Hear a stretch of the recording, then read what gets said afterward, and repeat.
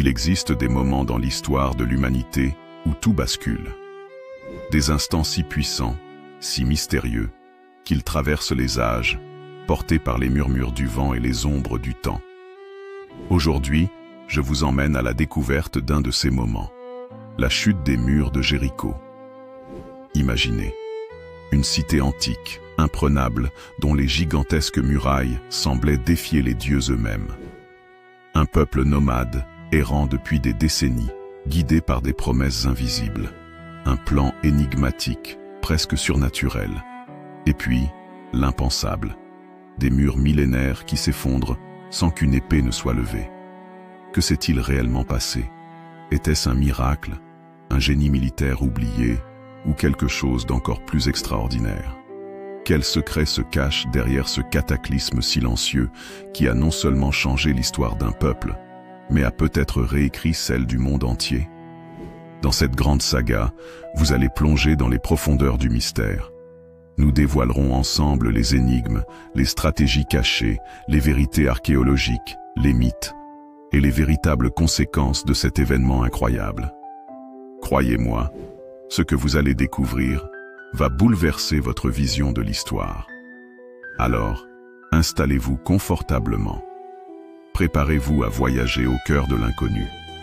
Et surtout, si vous aimez ce genre de récit, où la passion rencontre le mystère, n'oubliez pas de vous abonner à Histoires émouvantes et de liker cette vidéo pour ne rien manquer des prochaines explorations fascinantes. Le voyage commence maintenant. Bien avant que les trompettes ne résonnent et que les murs ne tremblent, Jéricho était déjà une légende vivante. Perchée dans la vallée du Jourdain, à l'ombre des montagnes de Judée, la ville surgissait du désert comme une apparition. Un miracle de pierre et d'ingéniosité humaine dans un monde encore jeune. Les premiers habitants s'y installèrent il y a plus de 10 000 ans. Oui, 10 000 ans. Bien avant les pharaons, avant même l'écriture, avant la naissance des premières cités de Mésopotamie. Imaginez ces premiers hommes, taillant des outils en silex, cultivant leurs premières céréales sauvages, élevant les premiers villages sous un soleil de feu. Pour survivre, ils s'étaient rassemblés autour d'un cadeau inespéré, une source d'eau fraîche qui jaillissait au cœur du désert, une oasis de vie dans un océan de poussière. Très vite, Jéricho devint bien plus qu'un simple campement. C'était une promesse. La promesse que l'homme pouvait triompher de la nature.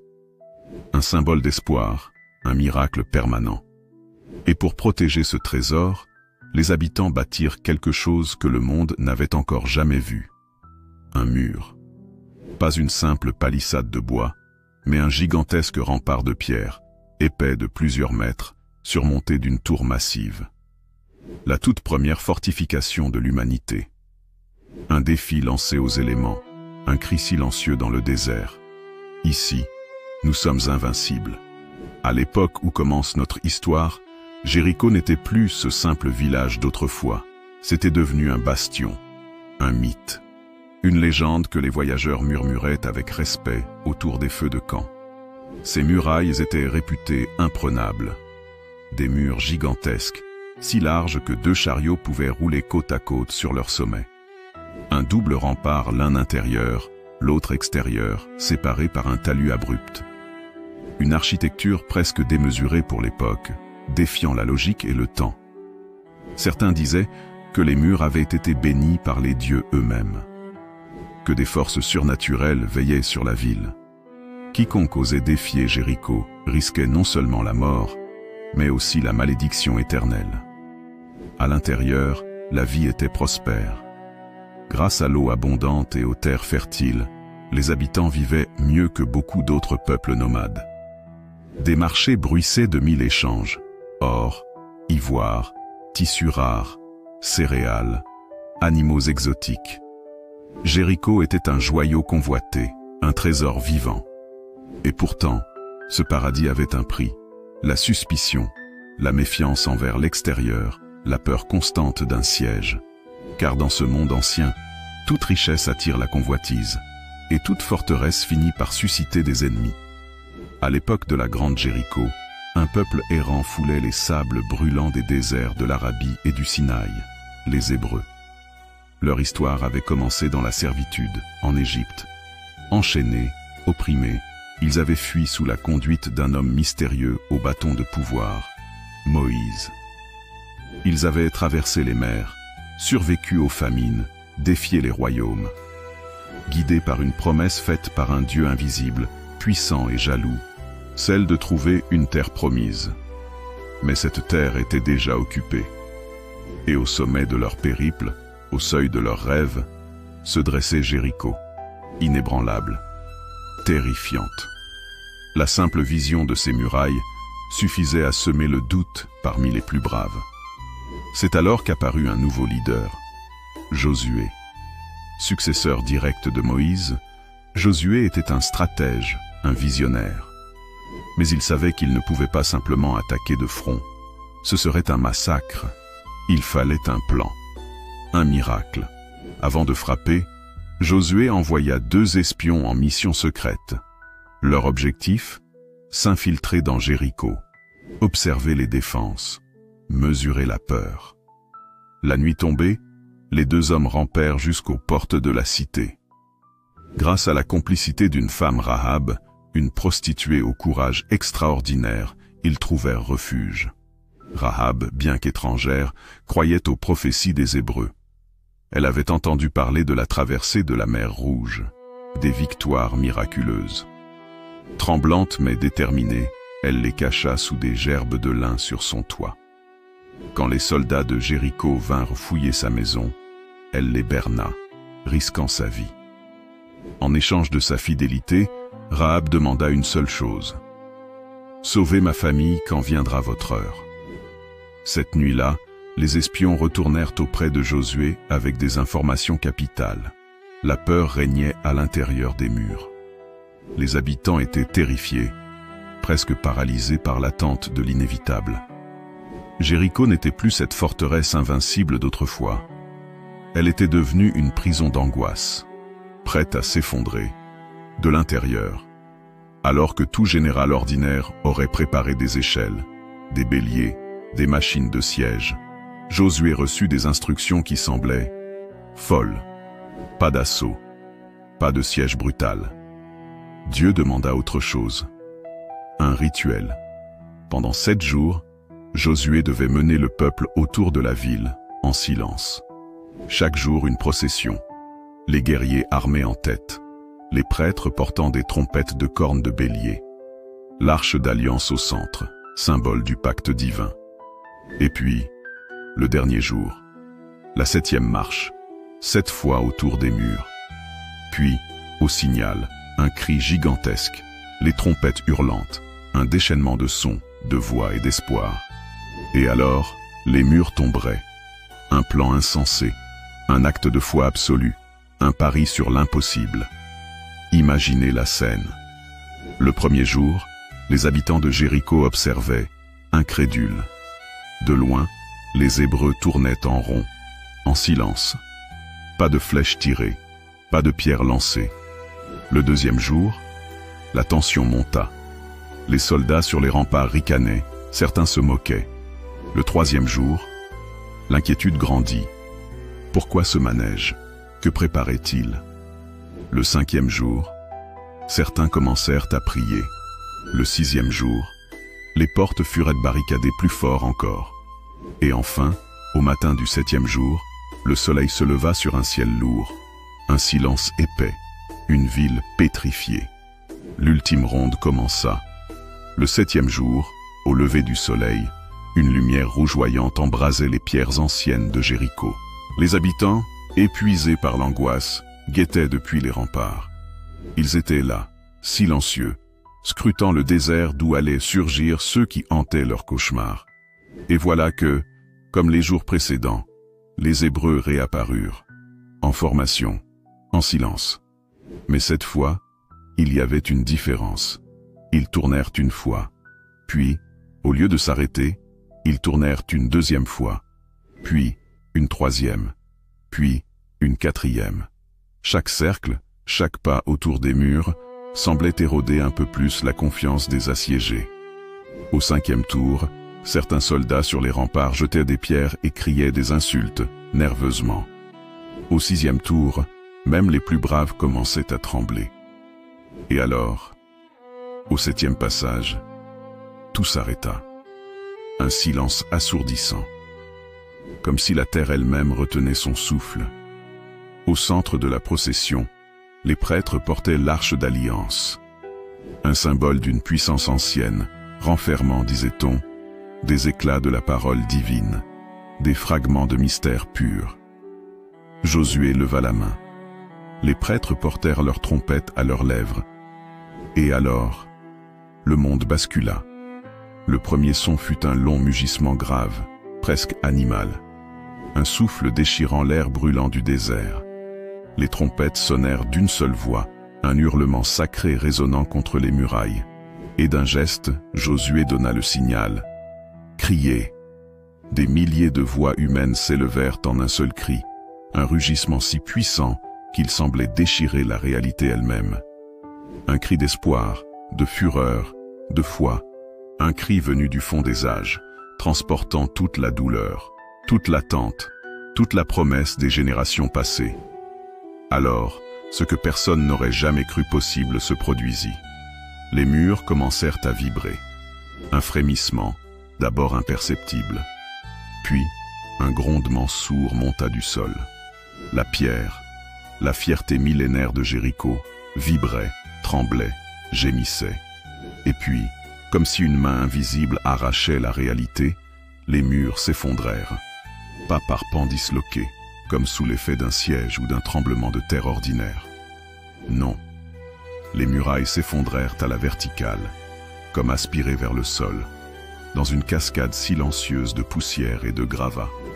En quelques minutes, la forteresse la plus redoutable du monde antique n'était plus qu'un champ de ruines fumantes.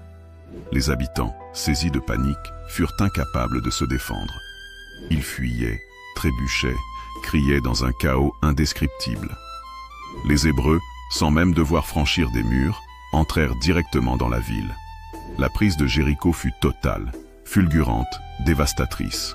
En un seul jour, l'impensable s'était accompli. Au milieu du tumulte, une silhouette guidait fébrilement sa famille à travers les décombres. Rahab. Conformément à la promesse des espions, elle avait marqué sa maison d'un fil rouge, signe sacré de sa loyauté. À travers la poussière et les cris, les soldats hébreux la retrouvèrent, la protégèrent et l'emmenèrent en sécurité. Rahab, la femme que tous avaient méprisée, la prostituée que nul ne voulait croire, devint ainsi l'un des piliers du peuple hébreu. Son sang allait même, des générations plus tard, se mêler à celui d'une lignée encore plus grande, celle du roi David, et plus tard, d'un certain Jésus de Nazareth. Ainsi, dans le cataclysme de Jéricho, se dessinait déjà le destin futur du monde. Mais tout miracle a un prix. Après la chute de Jéricho, Josué prononça une terrible malédiction. Maudit soit devant l'Éternel l'homme qui rebâtira cette ville. Il en posera les fondations au prix de son premier-né et en posera les portes au prix de son plus jeune fils. Et pendant des siècles, nul n'osa relever Jéricho, car tous savaient, la ville portait désormais la mémoire d'un miracle et d'une destruction absolue, un avertissement gravé dans les sables du temps. Aujourd'hui encore, archéologues, théologiens et historiens se divisent. Que s'est-il vraiment passé? Certaines hypothèses parlent d'un tremblement de terre inattendu, fragilisant les fondations des murs. D'autres évoquent la vibration particulière des sons produits par les trompettes et les cris, des fréquences capables d'affaiblir les structures, un phénomène que la science moderne commence seulement à comprendre sous le nom de résonance acoustique. Et si, justement, les Hébreux avaient reçu d'une force supérieure la connaissance secrète de ces lois invisibles, une technologie primitive, mais redoutable, ou bien était-ce, comme le croient des millions de personnes depuis des millénaires, l'intervention directe de Dieu, scellant ainsi son alliance avec ce peuple nomade, voué à changer l'histoire du monde. La chute de Jéricho n'était pas seulement la prise d'une ville, c'était un signal, un tournant. Les Hébreux, désormais forts de cette victoire impossible, commencèrent la conquête de toute la terre promise. Et avec eux, se propagea une idée nouvelle, révolutionnaire. qu'un peuple humble, sans royaume, sans terre, guidé seulement par sa foi, pouvait défier et vaincre les plus grands empires. Une idée qui allait inspirer des siècles d'histoire, des révolutions, des renaissances, des rêves impossibles. Tout avait commencé ce jour-là, dans la poussière de Jéricho. Après l'effondrement miraculeux de ses murailles, Jéricho n'était plus qu'un squelette calciné. Les vents du désert hurlaient à travers les pierres éventrées. Les odeurs de cendres, de sang séché et de terre brûlée flottaient dans l'air chaud. Pendant longtemps, aucun chant, aucune prière, aucun rire ne résonnèrent entre ces ruines. La grande ville qui s'était crue immortelle était tombée en une journée. Et pourtant, ce n'était pas la fin de son histoire. Sous les décombres, sous les couches accumulées par le temps, les pierres de Jéricho continuaient de murmurer leurs secrets. Il fallait simplement écouter. Au fil des siècles, Jéricho tomba dans l'oubli. Le sable recouvrit les traces de la bataille. Seuls quelques rares nomades osaient encore s'approcher, chuchotant des prières pour apaiser les esprits qui hantaient ces lieux sacrés. Il fallut attendre le 19e siècle pour que des explorateurs européens, armés de pelles, de pinceaux et d'une insatiable soif de vérité, commencent à fouiller sous la poussière du mythe.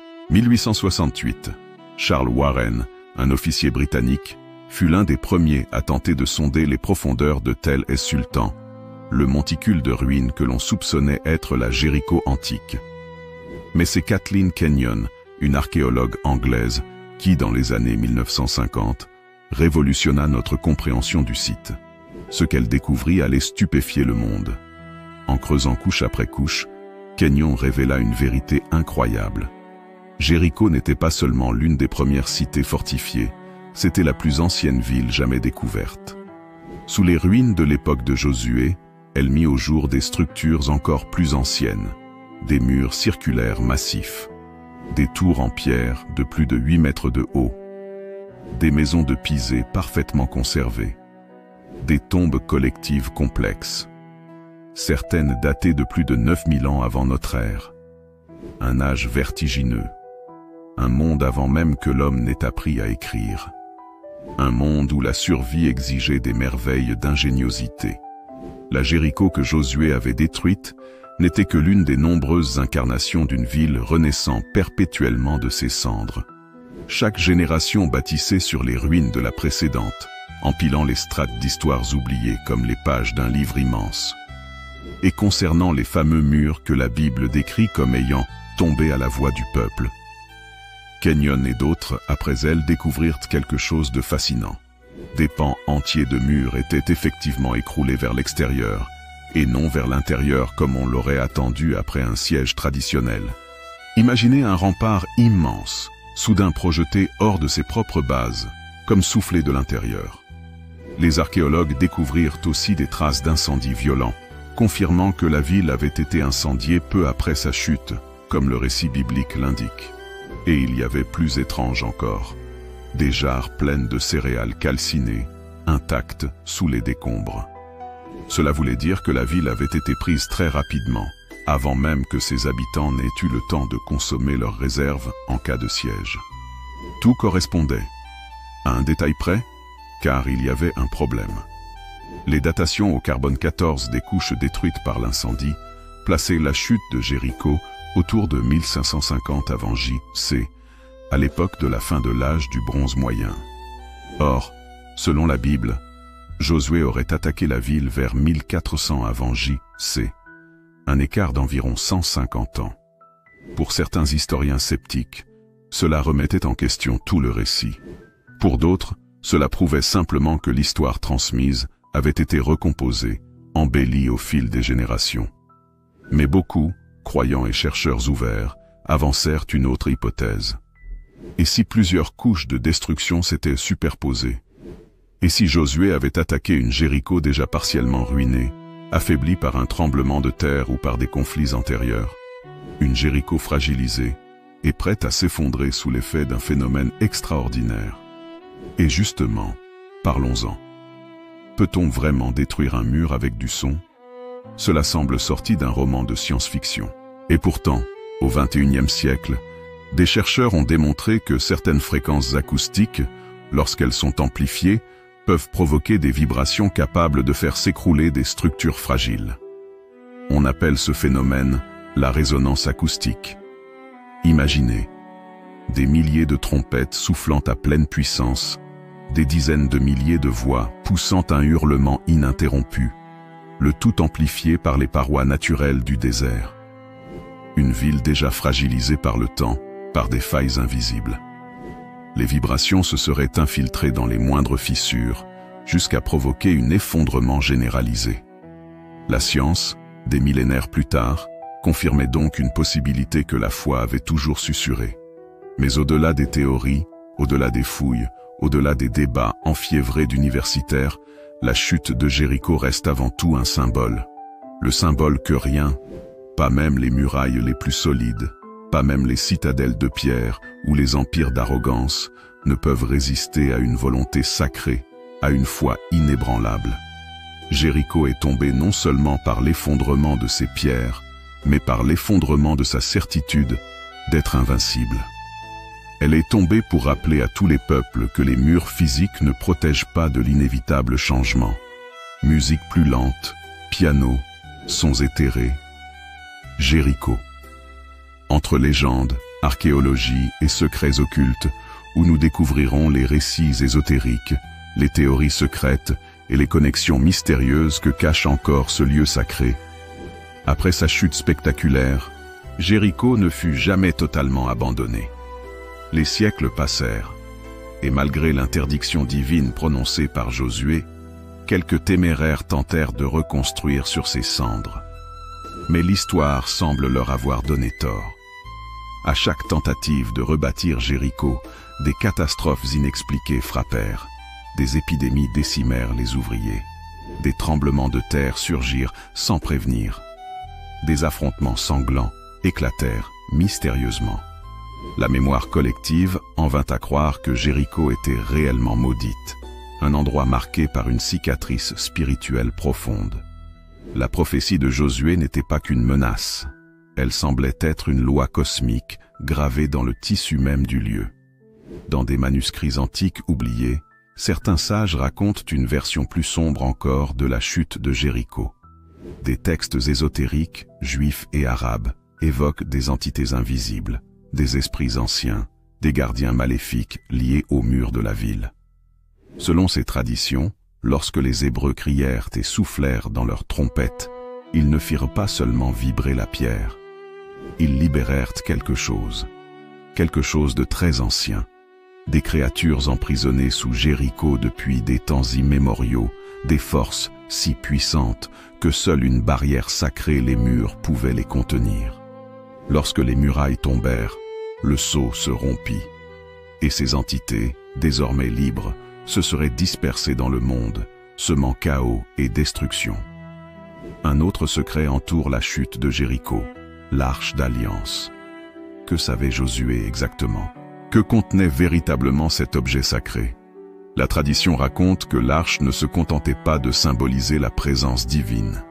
Elle portait une puissance destructrice, capable de terrasser des armées, de fendre les montagnes, et peut-être de faire tomber les murs par une énergie pure et incontrôlable. Certains chercheurs modernes comparent l'arche à une forme primitive de générateur d'énergie, une machine à ondes puissante, capable d'interagir avec la matière au niveau moléculaire. Était-ce elle qui, portée au cœur de Jéricho, aurait créé un champ de force invisible, provoquant l'effondrement immédiat des remparts? Un savoir ancien, hérité d'une époque antédiluvienne oubliée, un vestige des temps des géants, des anges déchus, des Néphilim. Le mystère de l'arche reste entier, et peut-être que Jéricho fut son premier, et terrible, démonstrateur. Peu de gens savent qu'en 1997, une équipe archéologique internationale a mené discrètement des fouilles secrètes autour du site de Jéricho. Leur objectif? Étudier des anomalies géologiques détectées sous le tel antique. Ce qu'ils auraient trouvé, selon certaines rumeurs filtrées, dépasse toute compréhension, des tunnels très anciens, creusés sous les ruines, des chambres scellées contenant des artefacts inconnus, des inscriptions dans une langue jamais identifiée. Un rapport non officiel affirme même que certains membres de l'équipe auraient été frappés de malaises inexpliqués, des visions d'ombre, des cauchemars incessants jusqu'à leur retour. Depuis, toute fouille à grande échelle sur le site est étroitement surveillée par les autorités locales. Que cache Jéricho sous son sol poussiéreux? Pourquoi tant de mystères, tant de secrets bien gardés? Une théorie encore plus audacieuse a émergé récemment. Et si le son n'était pas qu'un outil de destruction, mais une clé technologique oubliée? Des civilisations anciennes auraient maîtrisé l'art de manipuler le monde par la vibration pure, par des fréquences sonores précises, capables de déplacer des pierres, de soigner ou de détruire. On raconte que dans les temples anciens, des prêtres utilisaient des chants spécifiques pour provoquer des phénomènes physiques spectaculaires. À Jéricho, les Hébreux, guidés par l'arche et la sagesse de Moïse, auraient mis en œuvre ces connaissances sacrées pour renverser une forteresse réputée imprenable. Un savoir si dangereux que, par crainte de sa puissance, il aurait été volontairement effacé des mémoires humaines. Jéricho serait alors la dernière preuve visible de cette science oubliée. L'histoire de Jéricho n'est pas morte. Aujourd'hui encore, des artistes, des écrivains, des mystiques évoquent ce moment unique. Dans la musique, dans la littérature, dans les symboles des sociétés secrètes, Jéricho est omniprésente. Le motif du mur qui tombe au son de la foi, du bastion de pierre vaincu par l'invisible, résonne jusque dans notre inconscient collectif. Chaque révolution, chaque changement radical dans l'histoire humaine porte l'empreinte invisible de Jéricho. Comme si ce premier mur effondré dans la poussière antique avait déclenché une onde de choc voyageant à travers le temps, brisant toutes les forteresses d'oppression, éveillant toutes les âmes assoiffées de liberté. Aujourd'hui, alors que le monde moderne érige ses propres murailles politiques, économiques, mentales, le mythe de Jéricho nous rappelle une vérité profonde. Tout mur peut tomber.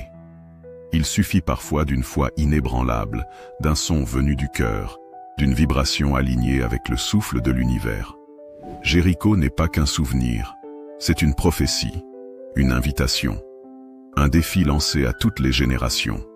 Quand on évoque Jéricho, beaucoup pensent simplement à une vieille ville antique, à des murs qui se sont écroulés sous le cri d'une armée guidée par la foi. Mais ce serait une terrible erreur de limiter Jéricho à une simple anecdote religieuse. Car derrière les ruines, derrière les pierres calcinées, se cache une véritable clé universelle, un message intemporel capable de toucher chaque vie, chaque époque, chaque combat intérieur. Jéricho, c'est l'histoire des murs que nous portons en nous. Dans nos existences modernes, les murs ne sont plus faits de pierres et d'argile. Ils sont faits de peur, de doutes, de blessures anciennes, de croyances limitantes. Le mur qui t'empêche de poursuivre ton rêve. Le mur qui te retient d'aimer à nouveau. Le mur qui te fait croire que tu n'es pas assez fort, pas assez digne, pas assez prêt. Chaque être humain, qu'il soit riche ou pauvre, jeune ou vieux, porte en lui ses propres Jérichos. Des bastions érigés pour se protéger, mais qui, au fil du temps, deviennent des prisons invisibles. Avant la chute, les Hébreux n'ont pas attaqué directement. Ils ont marché, jour après jour, silencieusement. Pendant 6 jours, ils ont tourné autour des murailles, sans un mot, sans un cri, dans une obéissance et une patience presque surnaturelle. Imaginez la scène. Des milliers d'hommes, de femmes, de vieillards, marchant dans la poussière brûlante, encerclant des murs qui semblaient indestructibles. Chaque jour, rien ne se passait. Aucune fissure. Aucun signe que leur foi allait porter du fruit. Et pourtant, ils ont continué.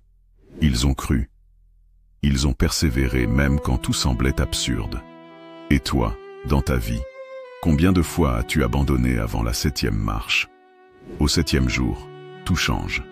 Après avoir tourné 7 fois autour de Jéricho, le peuple pousse un cri immense, un hurlement de foi, de libération, de confiance totale. Et alors, les murs tombent. Ce n'était pas un cri de rage, ce n'était pas un cri de haine, c'était un cri de vie, un cri d'acceptation, un cri de reliance avec quelque chose de plus grand que soi. Dans nos existences aussi, il arrive un moment où il ne suffit plus de lutter. Il faut crier, lâcher prise, s'abandonner, faire confiance que l'invisible travaille pour nous, que la muraille est déjà en train de trembler même si nous ne le voyons pas encore. Regarde bien, dans le récit, les murs de Jéricho ne sont pas détruits par une attaque extérieure. Ils s'effondrent de l'intérieur. C'est là une leçon majeure. Nos plus grandes batailles ne se gagnent pas par la force brute, par les coups contre le monde extérieur. Elles se gagnent dans nos cœurs, dans nos esprits, dans notre foi. Les murs tombent quand nous changeons de l'intérieur, pas quand nous forçons l'extérieur. Aujourd'hui, le monde construit encore des murailles, entre les nations, entre les cultures, entre les individus, entre l'homme et la nature. Nous érigeons des frontières, physiques ou mentales, par peur, par orgueil, par incompréhension. Mais la leçon de Jéricho demeure. Aucun mur n'est éternel. Et plus un mur se dresse haut, plus il attire la force de ceux qui, un jour, le feront tomber. Alors, comment pouvons-nous nous inspirer de cette histoire millénaire pour nos vies modernes? Voici ce que Jéricho nous enseigne. Il faut d'abord voir clairement ce qui nous enferme. Quelle peur nous paralyse? Quelle blessure passée construit encore des barrières dans nos relations? Quelle croyance nous limite? Sans reconnaissance, pas de libération. Il faut parfois savoir persévérer sans attendre de résultats immédiats. Continuer son chemin, même quand rien ne semble bouger. La patience est une forme d'acte de foi. Quand vient le moment, il faut savoir lâcher, libérer son authenticité, son énergie, sa voix intérieure. Sans crier, les murs restent debout. Pas une foi religieuse imposée, mais une foi personnelle, intime, viscérale, dans la vie, dans son chemin, dans ses rêves. Sans foi, on abandonne au 6e jour. Avec foi, on voit les murs s'effondrer au 7e. Toi qui écoutes cette histoire, sache ceci. Il existe encore un mur devant toi. Un défi, une épreuve, une résistance. Peut-être même que tu es en train d'en faire le tour, en silence, sans voir de résultats immédiats. Mais rappelle-toi, Jéricho n'est pas tombée au premier tour. Elle est tombée au dernier moment, quand tout semblait perdu, quand seule la foi subsistait. Ton mur tombera aussi, si tu persévères, si tu continues de marcher, si tu oses crier au bon moment. Chaque génération a son Jéricho.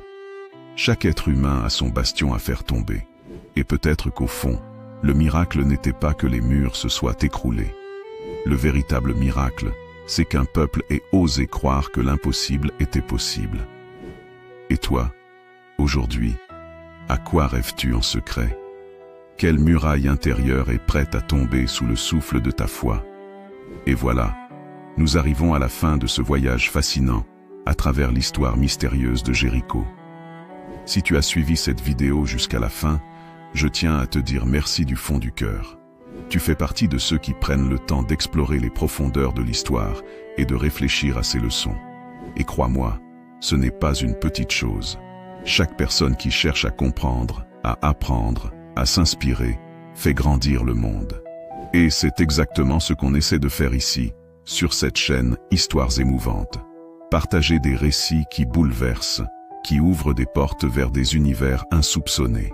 Si tu as trouvé cette histoire fascinante, si elle t'a inspiré ou même fait réfléchir, alors n'hésite pas à liker la vidéo et à t'abonner à la chaîne pour découvrir encore plus d'histoires qui, je l'espère, continueront à nourrir ton esprit et à toucher ton cœur.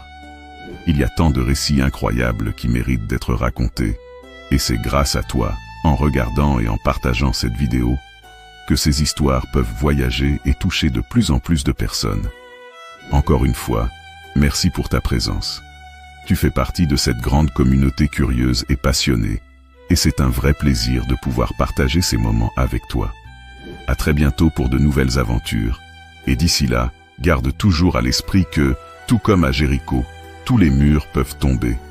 Il suffit parfois d'un peu de foi et de persévérance. À la prochaine.